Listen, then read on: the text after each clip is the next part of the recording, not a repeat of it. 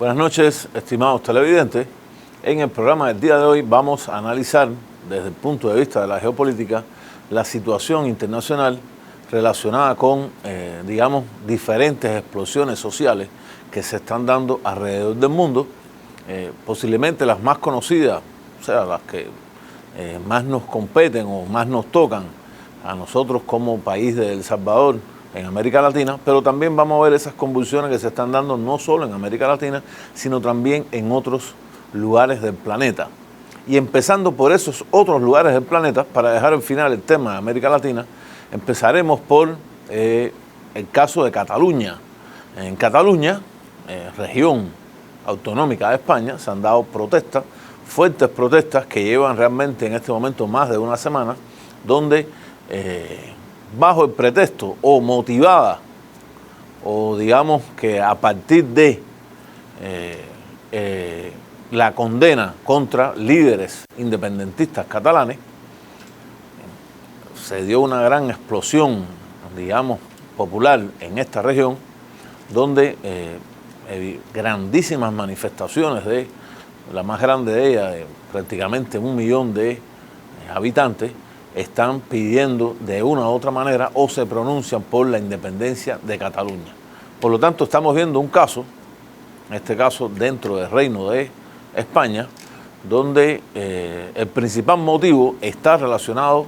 con la relación contractual entre la región autonómica de Cataluña con el Reino Español, en este caso por el pedido de una gran parte de la población catalana de la independencia del Reino Español. En esto hay que tener en cuenta realmente que Cataluña siempre ha acusado al gobierno central en Madrid, el gobierno español, de que ellos producen mucho más de lo que reciben de todo el Estado español. Por lo tanto, es algo así como que están trabajando para o están siendo de una u otra manera explotados por el Estado español, cuando Cataluña de una u otra manera puede vivir en un estado de independencia. Al respecto hay que destacar que la región catalana, Cataluña como tal, tiene una cultura específica, tiene un territorio, tiene también una lengua, una cultura que de una u otra manera los hace diferente a lo que se puede considerar el centro, el núcleo principal del Estado español. Ya de por sí un Estado que tiene internamente a 7 regiones independientes, 7 regiones autonómicas que tienen gobiernos que de una u otra manera administran la situación interna de cada uno de los territorios, pero en realidad tanto Cataluña como el País Vasco han sido los territorios donde el movimiento independentista o pro-independencia ha sido el más fuerte. Por lo tanto, estamos viendo en este caso una situación donde aparentemente la situación económica es realmente, no es el principal detonante para lo que está pasando en Cataluña, y estamos viendo lógicamente también un territorio dentro de la Unión Europea, dentro de la rica Europa, la Europa desarrollada, esa gran Unión Europea, ese Estado plurinacional que de una u otra manera es considerado como de los territorios o de los grupos de países más prósperos del planeta. El otro caso lo tenemos en Hong Kong. Hong Kong, territorio perteneciente en este momento a la República Popular China, donde se han dado también grandes manifestaciones. Hay que destacar que dada la población misma interna de Hong Kong, reunir 1 millón de personas que protesten normalmente es bastante fácil hacerlo. O sea, las protestas en China y en las regiones asiáticas siempre se ven grandes, y las imágenes lo que nos muestran es grandes grupos poblacionales protestando, y en el caso de Hong Kong la protesta viene motivada por el intento del gobierno central chino, que es el gobierno al que pertenece ya Hong Kong después que Inglaterra o Gran Bretaña cediera la soberanía que había tenido sobre Hong Kong como enclave colonial a China, en un pacto llamado de 2 estados, o un estado, 2 sistemas. O sea, en China prima un estado supuestamente socialistas, o mayoritariamente de eso que los propios gobiernos chinos han llamado socialismo de mercado, mientras que Hong Kong, en ese enclave británico, totalmente se ha desarrollado un sistema puramente capitalista, con un modelo sobre todo, digamos, relacionado a los servicios, relacionado al gran capital. Hong Kong es uno de los grandes, digamos, tiene una de las bolsas más grandes de Asia, por muchos años incluso fue la bolsa más grande de Asia. En este momento tiene, digamos, una competencia destacada de la bolsa de Shanghái, pero realmente es un territorio que por más de 100 años tuvo una relación o tuvo un desarrollo separado a lo que había sido la República Popular China, nacido desde 1948,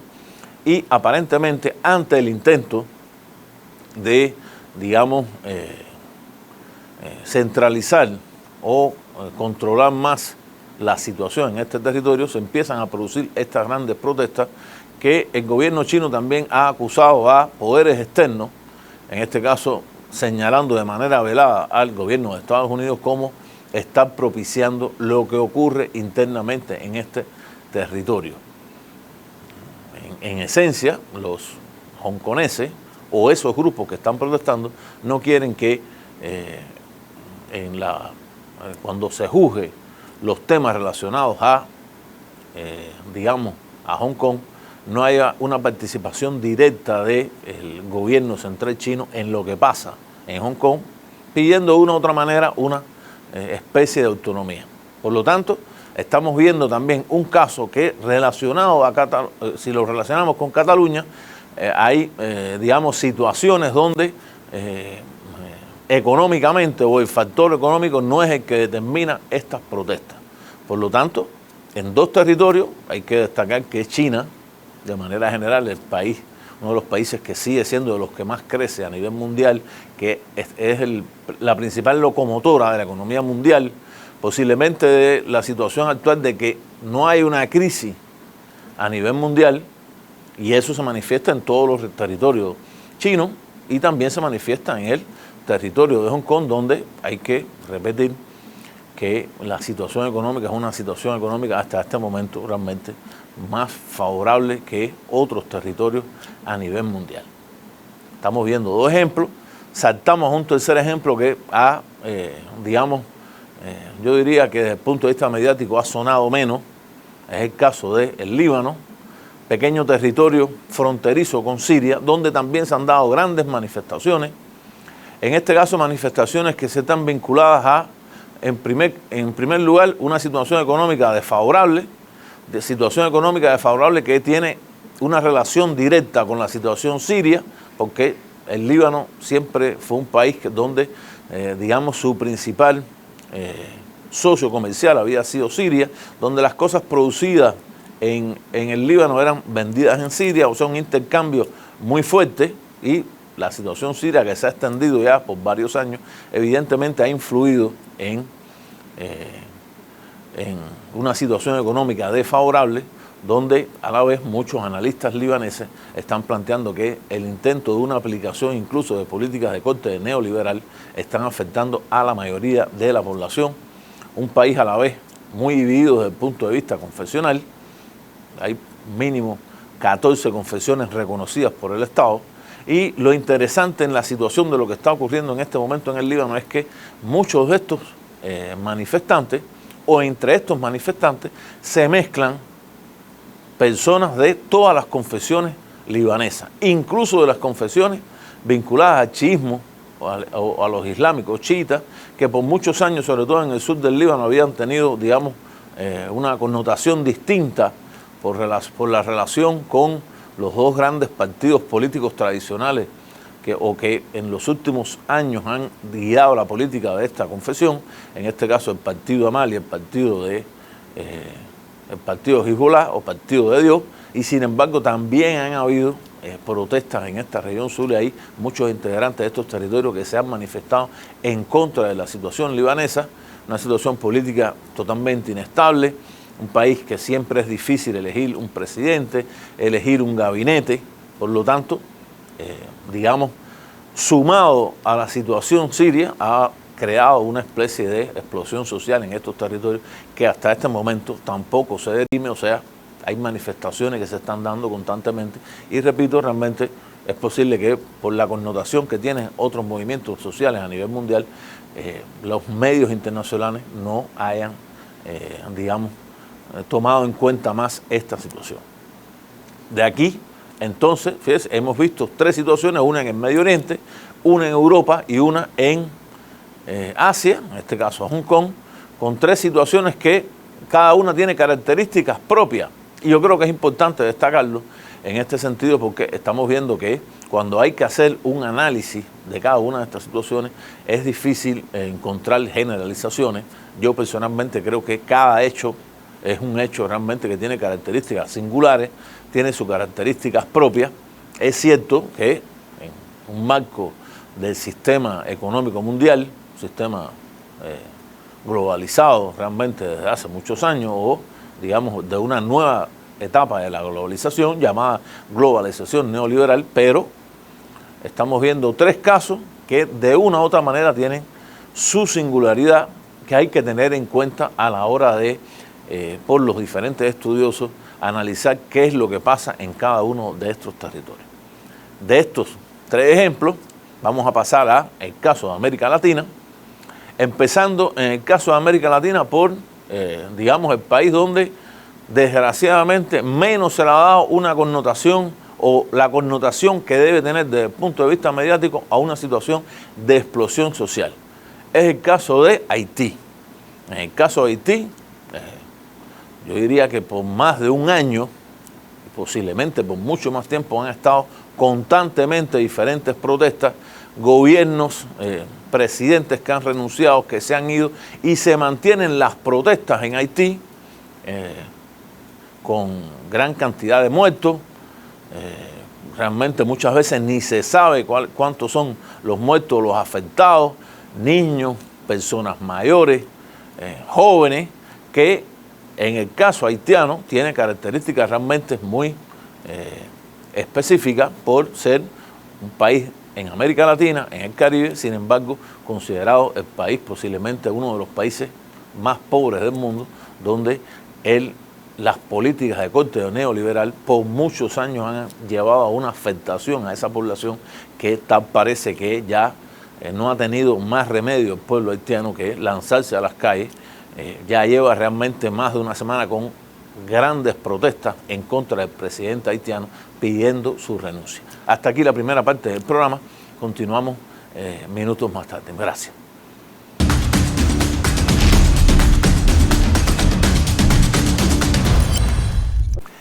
Continuando la parte del programa anterior, la primera parte del programa, habíamos quedado en el tema Haití y vamos a pasar en América Latina, digamos, a los países que en este momento tienen una connotación mediática elevada y a la vez los que de una u otra manera a nuestro país, El Salvador, tiene una relación más directa. En este caso tenemos el caso en América Latina, primer caso de Ecuador, el segundo caso de Chile, el caso de Honduras, fronterizo con El Salvador, y ya para terminar vamos a ver de lo que empieza a ocurrir en este momento también en Bolivia, que mediáticamente está teniendo una connotación o un trato mediático elevado. En el caso de Ecuador, las manifestaciones que duraron por más de 10 días a partir de un paquetazo, así llamado entre comillas, realmente un paquete económico del presidente de Ecuador, Lenín Moreno, relacionado a un acuerdo con el Fondo Monetario Internacional que le iba a prestar 4.000 millones de dólares, trajo consigo una explosión social opuesto sobre todo a la medida que tenía que ver con la eliminación de los subsidios a los combustibles. O sea, esa fue la mecha que incendió una explosión social que empezó con transportistas, o sea, digámoslo, directamente afectados, y que se fue extendiendo por todo el país hasta el momento en que también los indígenas, una gran confederación indígena ecuatoriana, que supuestamente Ecuador tiene una población entre el 11 y el 13% de población puramente indígena, se sumaron a las protestas y obligaron al gobierno de Lenín Moreno a parar, por lo menos parar este paquetazo, y supuestamente ahí había quedado el incidente. La Confederación Indígena, digamos que llegó a un acuerdo con Lenín Moreno de que ya se suspendía el paquetazo y ellos se retiraban. Realmente en este momento la situación empieza a ser otra vez convulsa, porque desde el punto de vista judicial los principales líderes de indígenas se está intentando ser judicializados, o sea, llevados a los tribunales ecuatorianos, lo cual trajo consigo que hace 2 días el presidente de la más grande confederación de indígenas ecuatorianos rompiera digamos, las conversaciones que se tenían con el gobierno, y en este momento hay una especie de stand-by esperando, no se sabe qué va a ocurrir. Incluso todavía hay diferentes paquetes económicos que dentro de las legislaturas ecuatorianas se están manejando, lo está manejando el gobierno ecuatoriano, que puede ser su aplicación o no, o puede conducir a un nuevo estallido social. Este es así mayoritariamente el caso de Ecuador. En el caso de Ecuador realmente hubo una actuación policial también fuerte, pero hay que destacar que incluso en muchos momentos las imágenes nos mostraron muchos soldados que, digamos, compaginaron con el propio pueblo, incluso también en contra del accionar de la policía, que estaba accionando realmente de una manera brutal en contra de los manifestantes. Por lo tanto, tuvo características, digamos, muy sui generis. Yo creería que habría que señalar que en este caso, en el caso de Ecuador, el inicio, el proceso digamos, de enfrentamiento y a la vez el proceso de negociación, en todo ese camino, los indígenas ecuatorianos han tenido un factor extremadamente destacado. No se puede analizar qué es lo que ha pasado en Ecuador si no se analiza el factor indígena. Esos indígenas que bajaron de los cerros y que prácticamente se adueñaron del liderato de las protestas en contra del gobierno ecuatoriano de Lenín Moreno. Por otro caso, en otro caso, tenemos a Honduras. En Honduras también hay un proceso, digamos, también manifestación, Honduras fronterizo con nuestro país, El Salvador, donde se han dado a partir de incluso un factor externo. El hermano del actual presidente de Honduras fue acusado en tribunales estadounidenses de narcotráfico y ha sido detenido. Parece que va a ser finalmente condenado, dando, digamos, abiertamente una pauta a la oposición hondureña, que a partir de ese momento empieza a acusar de manera abierta al gobierno hondureño de ser un narcoestado. O sea, incluso que el narcotráfico financió la campaña, una campaña que, como sabemos, terminó en un gran fraude, un conteo de votos que estaba prácticamente a favor de la oposición de Nasrallah, y de pronto se cambió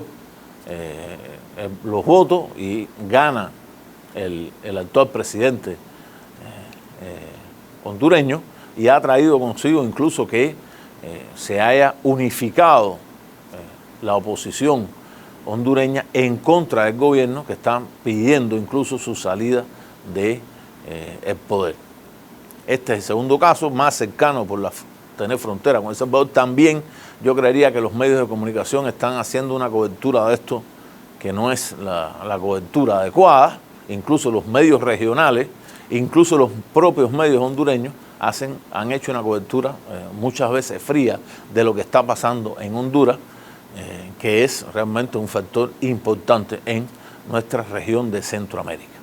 Y de aquí vamos a saltar entonces a lo que está ocurriendo en Chile. Chile, considerado el país, de una u otra manera, la vitrina del neoliberalismo. Cuando digo la vitrina del neoliberalismo, estamos hablando de que supuestamente las políticas neoliberales habían traído un crecimiento, prosperidad al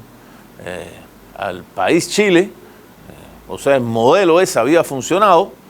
y sin embargo de pronto ocurre una gran explosión social que empieza con un detonante. En este caso el detonante fue la subida de los precios de los pasajes en el metro, y hay que preguntarse, ¿la subida de los precios del pasaje en el metro puede dar una explosión de las características que en este momento está teniendo en Chile? Realmente no puede ser solamente la subida de los precios del metro, sino que en este caso estamos viendo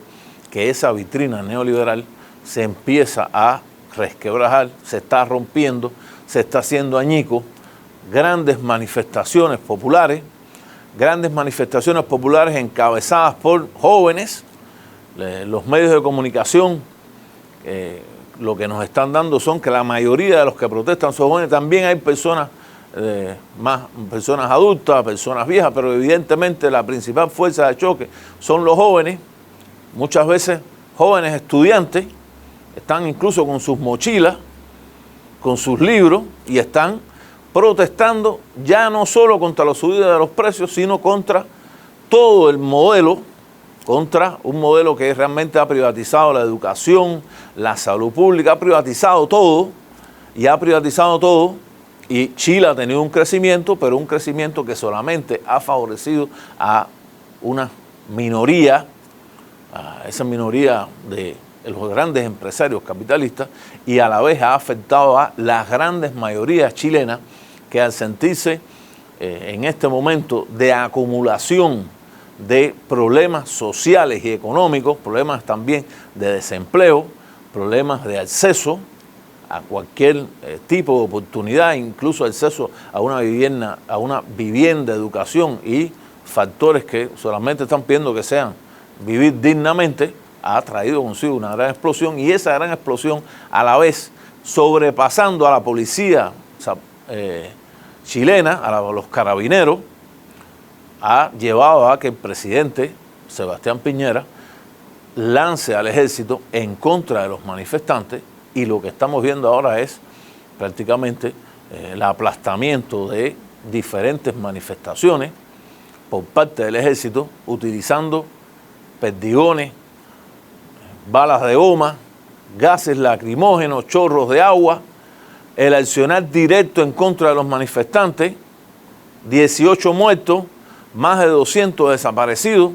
que realmente no se saben si están muertos o están vivos también, lo que ha creado incluso ya a la imagen de la opinión pública internacional, la imagen de la opinión pública internacional, la imagen de Chile, de ese Chile supuestamente la vitrina del desarrollo del modelo neoliberal en América Latina, desaparezca. Y el único análisis que podemos hacer es que evidentemente tenemos 3 casos en América Latina: el caso haitiano, el caso ecuatoriano, el caso hondureño, el caso chileno, donde de una u otra manera se está demostrando que el modelo neoliberal ha fallado,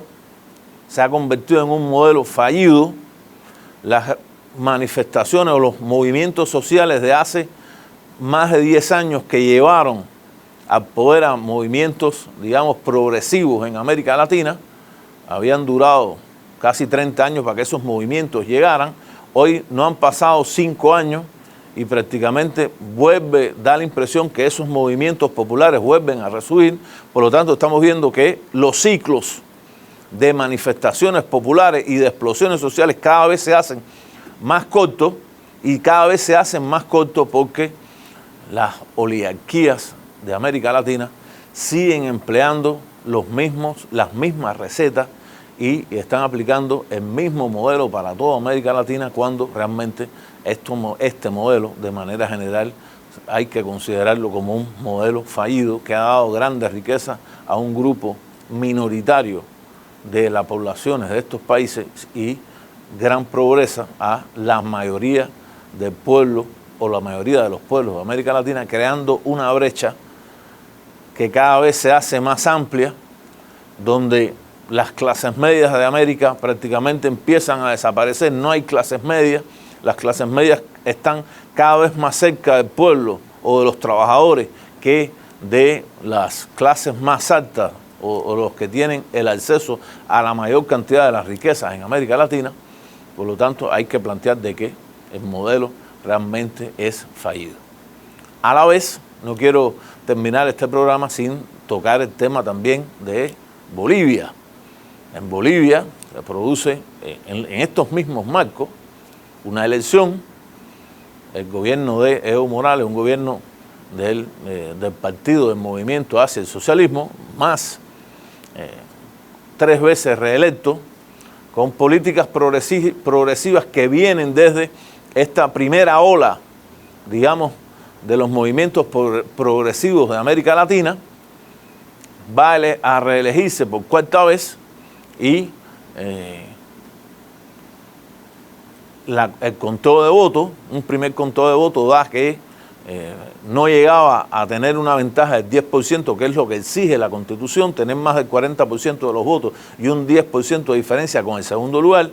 en este caso con el candidato de la oposición, Mesa, y pasa un día, se empieza digamos, a ampliar su ventaja y llega a un 10% que finalmente lo declara como su reelección como ganador de las elecciones, lo cual sería su 4ª reelección. ¿Qué es lo más llamativo en esto? Estamos viendo una política económica, que realmente es una política económica que ha tratado por lo menos de ser favorable a las amplias masas bolivianas, sobre todo las amplias masas de trabajadores e indígenas. Es cierto que la sociedad boliviana también es una sociedad muy polarizada en este momento, porque cuando casi un 40% de la población vota contra Evo Morales y vota a favor de la oposición, estamos diciendo que la sociedad realmente está polarizada, no tiene 50%, pero son 2 grandes, digamos, sectores que se enfrentan en una Bolivia que desde antes habían sectores los sectores más recalcitrantes de la oligarquía bolivariana que no aceptan haber perdido el poder político en manos de esas mayorías de la población india boliviana, porque estamos hablando de un país donde sí la mayoría de la población es indígena, y por primera vez en la historia, hace 3 mandatos, votaron masivamente por un presidente indígena, y desde el punto de vista mediático estamos viendo que incluso, digo, desde el punto de vista político, la OEA, la Organización de Estados Americanos, ha hecho de esto un gran, digamos, show mediático, acusando a Evo Morales de que tiene que ir a una segunda vuelta, a un balotaje electoral, y sin embargo esa misma OEA no ha tocado para nada la situación primero que hubo en Ecuador y la que existe en este momento en Chile, donde son reprimidos de manera violenta y agresiva los sectores populares que están planteando que Piñera cambie su política, otros que incluso salga del poder. Por lo tanto, estamos viendo a una Organización de Estados Americanos que una vez más se pone en entredicho en apoyar a los sectores más, digamos, de la oligarquía de América Latina y criticar a la vez a los sectores más progresivos, lo cual hace que la pregunta una vez más sea: ¿para qué sirve la OEA si su papel sigue siendo un papel extremadamente parcializado a favor de los grupos de poder de América Latina?